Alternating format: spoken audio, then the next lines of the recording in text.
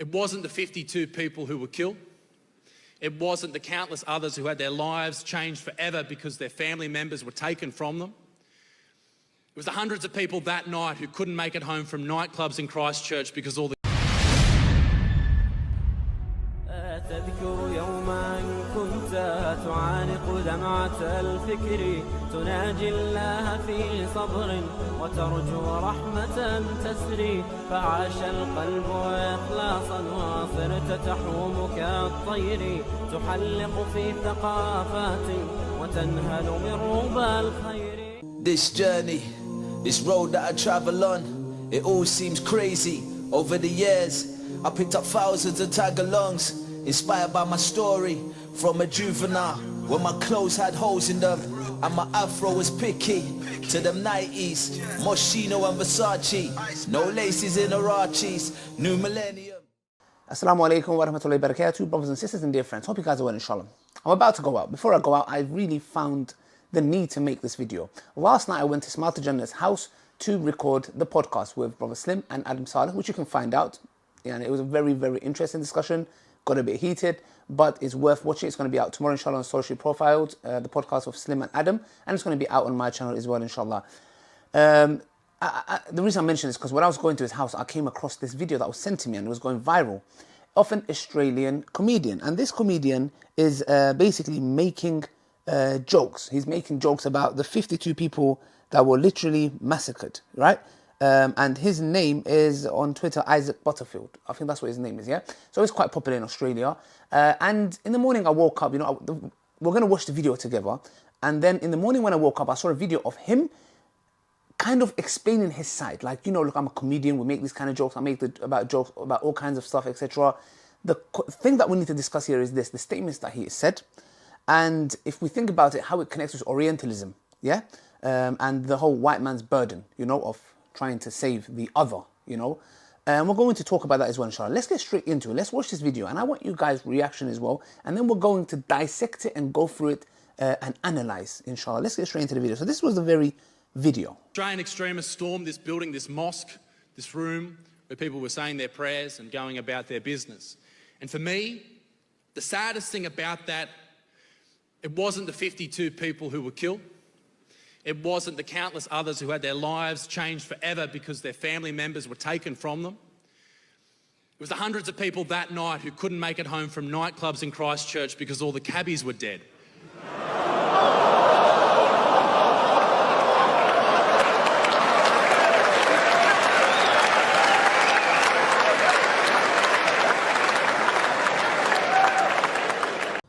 That's the video, that specific segment.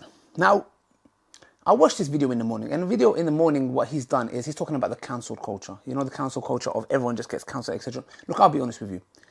Do I believe he should lose his job because of that statement he made?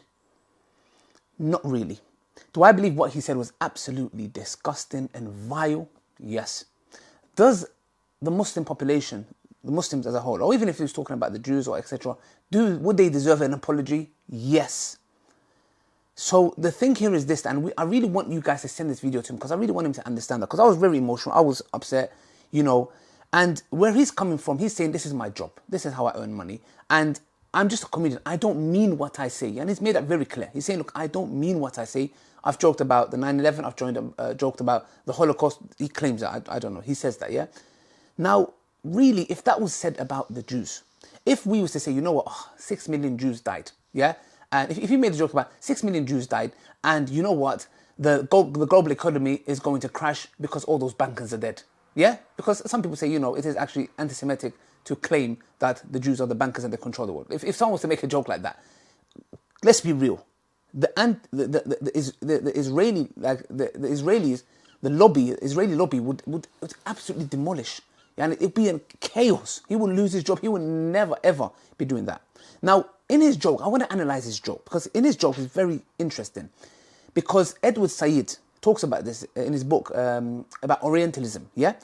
And he talks about his interview that he had, and he's talking about that when the Oklahoma bombings happened in America, the news reporters and people were coming and saying, this looks like a Middle Eastern explosion. Or, you know, and I think, what the hell does a Middle Eastern explosion look like? What, did you see like a turban on the floor and his beard? What did you see? What do you mean by that? When the Oklahoma bombings happened, they realized that it was not a Middle Eastern attack. It was actually a domestic terrorist attack done by 2 white males, right? 2 or 3 of them, that killed how many people, yeah? So the problem is this, that we still have this colonial master syndrome. We have this understanding, this way of thinking that it's still within us today. Because what is he saying? He's saying, I'm not sorry about this, and this. I'm more upset that club goers, yeah? So club goers, those who are going clubbing, those who are entertaining themselves, those are the ones, you know, who are living that, you know, the 21st century lifestyle. And they're slaves, you know, they're the cab drivers. You know, what he's doing is he's putting these people who have died, children, men, women, innocent people who are dead, he puts them into the category of cab drivers. They're cab drivers, they serve us. They serve us. I'm more sorry in the context of, you know, these club goers are not going to have any cab drivers to go back home.